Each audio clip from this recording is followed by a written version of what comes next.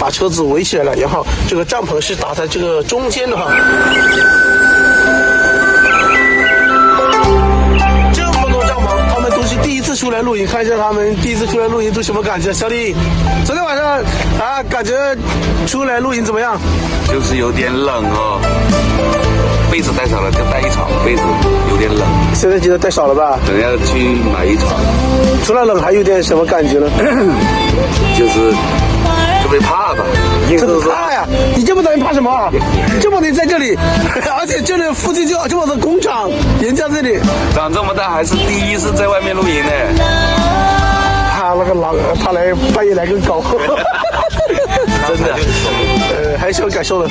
感受别的没有啊，感觉这个气氛也挺好的，气氛很好，还是很开心的话，对，一起这么多人哈。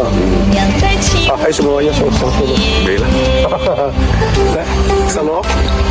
昨天确实是半夜有一次降温啊，还好带的被子厚，没有太冷。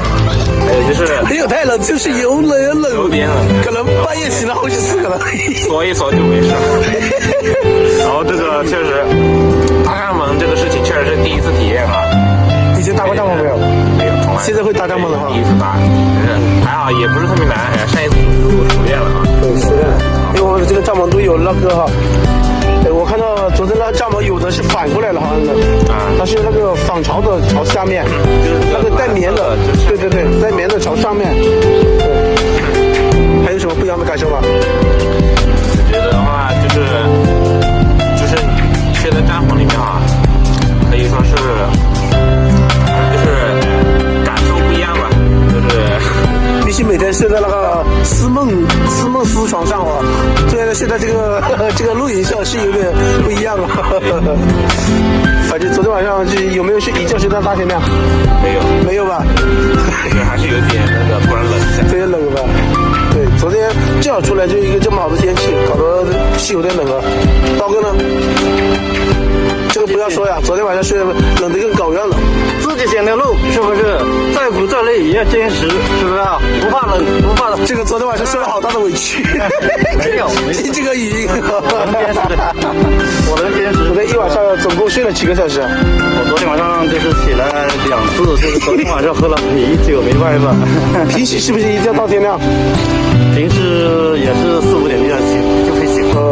昨天是睡的比较是喝了啤酒是醒的还是冷着醒的呢？现在就是有点尿急啊。尿急没有冷呗？不冷。其实他是冷，他是力死不屈。没脱衣服睡觉肯定不冷啊，是不是？朋友呢 Hello， 我是朋友，我的感受都差不多，心怀阳光，皆是美好。就是觉得第一次出来有点还是不习惯啊。早上一起来嘛，冷得打啰嗦，哎呦，我觉得吧还是蛮好的啊，加油！你是要风度不要温度啊，哥，必须要帅气啊。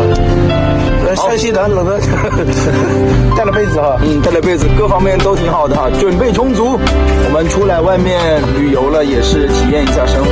在外面要以保暖为主，你不能穿个西装打个领带的话，穿个西装打个领带又不是去相亲去。好，哎，我刚好我跟你讲，也顺便可以相亲。